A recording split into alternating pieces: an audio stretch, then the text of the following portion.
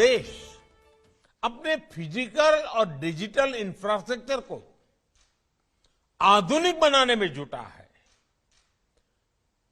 अभूतपूर्व इन्वेस्टमेंट कर रहा है, तब छोटे से छोटे निवेशक का प्रयास और सहयोग, भागीदारी बहुत काम आने वाली है। आम आदमी का विकास हो और देश की अर्थव्यवस्था में उसका भी योगदान हो, दोनों बातें जरूरी हैं और इसके लिए रिजर्व बैंक ने एक और शानदार पहल की है।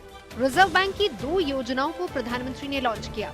पहली योजना रिटेल डायरेक्ट स्कीम है, जिससे देश में निवेश का दायरा बढ़ेगा। इस स्कीम से क्या फायदा होगा उसे समझ लीजिए। अब छोटे निवेशक भी सरकारी प्रतिभूतियों यानी कि गवर्नमेंट सिक्योरिटीज में आसानी से निवेश कर पाएंगे। ये प्रक्रिया पहले से आसान हो जाएगी, क्योंकि इसके लिए रिजर्व बैंक की वेबसाइट पर ऑनलाइन खाता खोलना होगा और फिर अपने बैंक खाते से कोई भी सरकारी प्रतिभूतियों में निवेश कर पाएगा।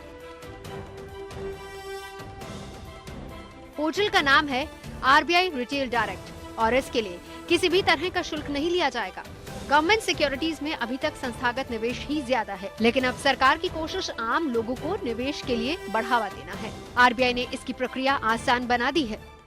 जिन 2 योजनाओं को लॉन्च किया गया है, उनसे देश में निवेश के दायरे का विस्तार होगा और कैपिटल मार्केट्स को एक्सेस करना निवेशकों के लिए अधिक आसान, अधिक सुरक्षित बनेगा। वो है रिजर्व बैंक एकीकृत लोकपाल योजना। ये योजना लोगों की बैंकिंग से जुड़ी शिकायत दूर करेगी। इस योजना से आपको क्या फायदा होगा, ये भी आपको समझाते हैं।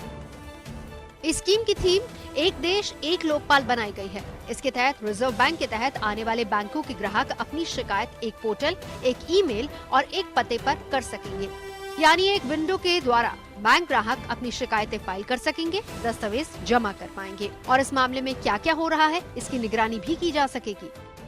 अगर किसी का बैंक अकाउंट लखनऊ में हो और वो दिल्ली में काम कर रहा हो, तो पहले होता ये था कि उसको लखनऊ के एम्बड्समैन को ही शिकायत करनी पड़ती थी, लेकिन अब उसे भारत में कहीं से भी अपनी शिकायत दर्ज करने की सुविधा मिल गई है। एकीकृत लोकपाल योजना के द्वारा शिकायतों के समाधान की प्रक्रिया में और ज्यादा सुधार करने की कोशिश हो रही है।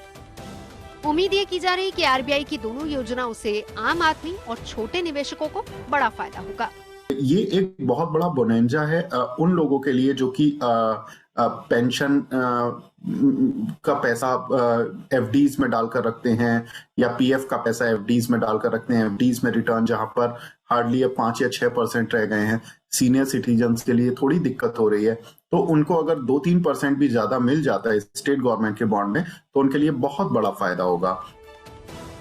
आरबीआई ने इससे पहले भी कई योजनाओं को लॉन्च किया है, जिनमें जनधन योजना और मुद्रा योजना को जबरदस्त कामयाबी मिली है और आम आदमी के साथ देश की अर्थव्यवस्था पर भी सकारात्मक असर रहा है। रिजर्व बैंक अपनी 2 नई योजनाओं से भी बड़े बदलाव की उम्मीद कर रहा है। Bureau report, good news today.